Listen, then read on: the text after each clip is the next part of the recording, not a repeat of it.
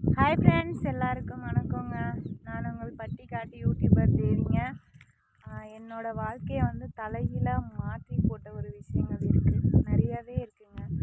அதை பற்றி இந்த வீடியோவில் உங்க கூட ஷேர் பண்ணிக்கோங்க. அது முன்னாடி என்னோடய வீடியோ உங்களுக்கு பிடிச்சிருந்துச்சி அப்படின்னா மறக்காமல் லைக் பண்ணிக்கோங்க. என்னோடய வீடியோ உங்களுக்கு பிடிச்சிருந்துச்சுன்னா ஷேர் பண்ணிக்கோங்க. கமெண்ட், உங்களோட கருத்துக்களை என்னோடய கமெண்ட் பாக்ஸில் சொல்லுங்கள். அதுக்கு முன்னாடி ஏமா எப்படி இருக்குன்னு கேட்குறீங்களா? நமக்கு இந்த நகை நட்டு பவுடர் பொட்டு இது எதுவுமே நமக்கு செட் ஆக மாட்டேங்குதுங்க. நம்ம தேடியும் வர மாட்டேங்குது, நமக்கு செட்டும் ஆக மாட்டேங்குது. அதனால் பார்த்திங்கன்னா இந்த பட்டிக்காட்டு யூடியூபர்னு சேனல் நேமையே மாற்றிட்டு இதுதானே உண்மை அப்படின்ட்டு இப்படியே ஒரு வீடியோ எடுத்து போடுறேங்க. இப்போ வாங்க வீடியோக்குள்ளே போயிடலாம்.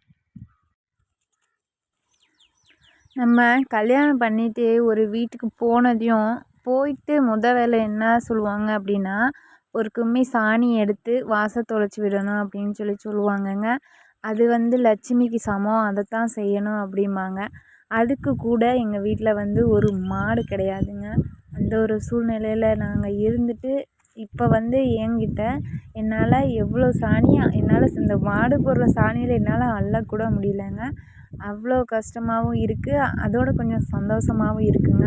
அப்படி ஒரு வாழ்க்கையை விட்டுட்டு இப்படி ஒரு வாழ்க்கைக்கு வந்துட்டோம் அப்படின்னு நினைக்கும்போது எனக்கு சந்தோஷமாக தாங்க இருக்குது. அப்புறம் பார்த்திங்கன்னா அந்த ஆடம்பர வாழ்க்கைன்னு சொல்லுவாங்க இல்லைங்களா, அதில் நாங்கள் வாழ்ந்துட்டு வந்துட்டோங்க. அந்த கார் ஒன்று மட்டும்தான் என்னோடய ஆடம்பர வாழ்க்கையில் இல்லைங்க. மற்றபடி என்னோடய வாழ்க்கை எல்லாமே நான் நீங்கள் நினைக்கிற மாதிரி வீட்டுக்குள்ளேயே இருந்துட்டு சாப்பிட்டுட்டு தூங்கிட்டு பிள்ளைகளை பள்ளிக்கூடத்துக்கு அனுப்பிட்டு ஸ்கூலில் கொண்டு போய் விட்டுட்டு பின்னாடி கூட்டிகிட்டு வந்து வீட்டில் விட்டுட்டு துணி துவைச்சி போட்டுட்டு சமைச்சிட்டு வீட்டுக்குள்ளேயே இருந்துட்டு வீட்டை விட்டு வெளியே வராமல் ஒரு லைஃப், அந்த லைஃப்பும் நான் வாழ்ந்துட்டேங்க. அதையும் தாண்டி நம்ம இப்படி இருக்க முடியாது அப்படின்னு சொல்லிட்டு நம்ம ஒரு வேலைக்கு போகணும், டெய்லி நம்மளால் ஒரு 200 ரூபாயாவது சம்பாதிக்கணும் அப்படின்றதுக்காக ஒரு வேலைக்கு போன காலமும் இருக்குங்க. மில்லுக்கு போனேன், அப்புறம் தைக்கிறதுக்கு போனேன், அப்புறம் குளத்து வேலைன்னு சொல்லுவாங்க இல்லைங்களா, அங்கே வேலைக்கு போனேன், அப்புறம் பஞ்சாயத்து போர்டுக்கு வேலைக்கு போனேன். எனக்கு தெரிஞ்சு நான் போகாத வேலையே இல்லைங்க. அவ்வளோ என்னால் போன பக்கமெல்லாம் எனக்கு இந்த வேலைக்கு எனக்கும் சம்மந்தமும் இல்லாத மாதிரி, எனக்கு அது தெரியலையோ அப்படின்ற மாதிரி எனக்கு அது சரி வேணாம், இது வேணாம், நமக்கு செட் ஆகலை அப்படின்னு சொல்லிட்டு தாங்க அதை விட்டு வெளியில் வந்துடுறது. வந்துட்டு இப்படியே காலங்களாக சென்றுச்சுங்க. அவர் டிரைவராக இருந்தார் இல்லைங்களா, அவர் வண்டி வாங்கி ஓட்டிகிட்டு இருந்தாருங்க. அவர் 1 2 3 வண்டி வாங்கி ஓட்டிகிட்டு இருந்தாருங்க.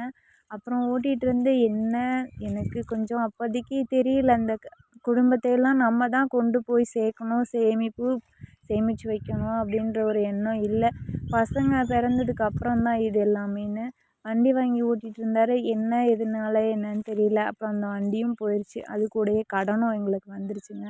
கடன் வந்தனால என்ன செய்கிறது, இப்படியே வீட்டில் இருந்துகிட்டே ஒன்றும் செய்ய முடியாது அப்படின்றதுக்காக அவர் என்ன முடிவு எடுத்தார் அப்படின்னு கேட்டிங்கன்னா, அவர் வீட்டை விட்டுட்டு பிள்ளைகளை விட்டுட்டு ஒரு 10 நாளைக்கு ஒருக்கா வீட்டுக்கு நம்ம பிள்ளைகளை பார்த்தா போதும் அப்படின்ற மாதிரி அவர் கிளம்பிட்டாருங்க.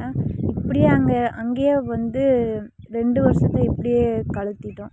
2 வருஷம் அவர் இப்படி தான் போயிட்டுருந்தார். போயிட்டு 10 நாளைக்கு ஒருக்கா வீட்டுக்கு வருவார், அப்புறம் பிள்ளைகளை பார்ப்பார், இப்படி தான் போயிட்டுருந்துச்சு. அப்புறம் நான் என்ன நினச்சேன்னா, நம்ம இதுக்கு மேலேயும் சும்மா இருந்தோம்னா நம்மளால இந்த உலகத்தில் இருக்கிறதுக்கே வேஸ்ட்டு. நம்மளும் ஏதாவது ஒரு வேலை செய்யணும், நமக்கு எதுவுமே செட் ஆகலை, என்ன செய்கிறது அப்படிங்கும்போது தான் இங்கிட்டு எங்கள் அம்மா ஊரில், எங்கள் நாத்தனா ஊர்லலாம் இந்த ஆடு மாடு விவசாயம் இதுதான் ரொம்ப தெரியும், தண்ணி இருக்குது, அதனால் நம்ம இங்கிட்டு பார்க்கலாம் அப்படின்னு நினச்சிட்டு நான் வந்தேன். என்கிட்டலாம் காசெல்லாம் இல்லைங்க. நான் வரும்போது 4-5 லட்சம் கடனோடு தான் வந்தேன். காசை வச்சு என்னால் அதெல்லாம் செய்கிறதுக்கு அப்போதைக்கு ஒன்றும் தெரியலை. பயந்தோம், எப்படி பார்த்துருவோமா என்ன செஞ்சுருவோம் அப்படின்னு பயந்தோம். ஆனால் வந்துட்டோம் தைரியமாக. 3 வருஷம் ஆயிட்டு வந்ததே ஒரு மாடு வாங்கினேன். அப்புறம் 2 மாதம் கழிச்சு ஒரு பால்காரர் ஒரு மாடு வாங்கி கொடுத்தாரு. அப்படியே மாட்டை வாங்கி சேர்த்துட்டேன். இப்போ மாடு மட்டும்தான் என்னோடய உலகம், என்னோடய குடும்பம், அடுத்தபடியாக என்னோடய மாடு, இது மட்டும்தான் என்னோடய உலகம். அப்புறம் நம்ம வாழ்கிறதுக்கு கண்டிப்பாக காசு பணம் இதெல்லாம் தேவைங்க. காசு பணம் இல்லைன்னா நம்ம சொந்தக்காரங்களே போ அவகிட்ட என்ன இருக்குது அப்படின்ற மாதிரி பார்க்க ஆரம்பிச்சிட்டாங்க. இந்த ஒவ்வொன்றுமே நான் வாழ்க்கையில் பட்டு எழுந்து ஒவ்வொரு சூழ்நிலையிலுமேனு பட்டு எழுந்து வந்திருக்கேன். கழுத்தில் நகை இல்லாமல் நான் போன ஒரு சில வீட்டில் வந்து சொல்லிடுவாங்க எனக்கு போட்டுட்டு போகிறதுக்கு. நான் கவரிங் கூட வாங்கி போட்டதில்லை. இருந்தால் நான் இப்படி தான் வருவேன். ஏன்னா நான் வந்து காதல் கல்யாணம் பண்ணிக்கிட்டேன். அதனால் வந்து எனக்கு எதுவும் இல்லை. நான் தான் என்னோடய குடும்பத்தை என் பிள்ளைகளுக்கு அப்படின்ற ஒரு விஷயம் வரும்போது நான் தான் அவங்கள பார்க்கணும். நானும் அவரும் தான் அந்த பிள்ளைகளுக்காக கஷ்டப்படணும் அப்படின்னு நினச்சி வைராக்கியத்துக்காக மட்டுமே இன்ன வரைக்குமே காலம் தள்ளிக்கிட்டு இருக்கேங்க. இந்த வைராக்கியம் வந்து ஒரு நல்ல நிலமையில கொண்டு போய் விடணும் அப்படின்னு ஒரு ஆசை, ஒரு வெறித்தனம், அதையும் தாண்டி ஒரு நம்பிக்கை. நம்மளும் வாழ்க்கையில் எழுந்து முன்னாடி போகிறவங்களோட முன்னாடி போய்க்கிட்டே இருக்கணுமே தவிர நம்ம பின்னாடி வந்துடக்கூடாது.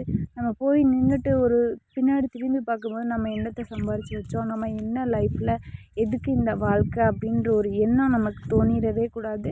ரெண்டாவது நம்ம பிள்ளைகள், நம்ம பசங்க, இது ஒன்று மட்டும்தான் நமக்கு வாழ்க்கை.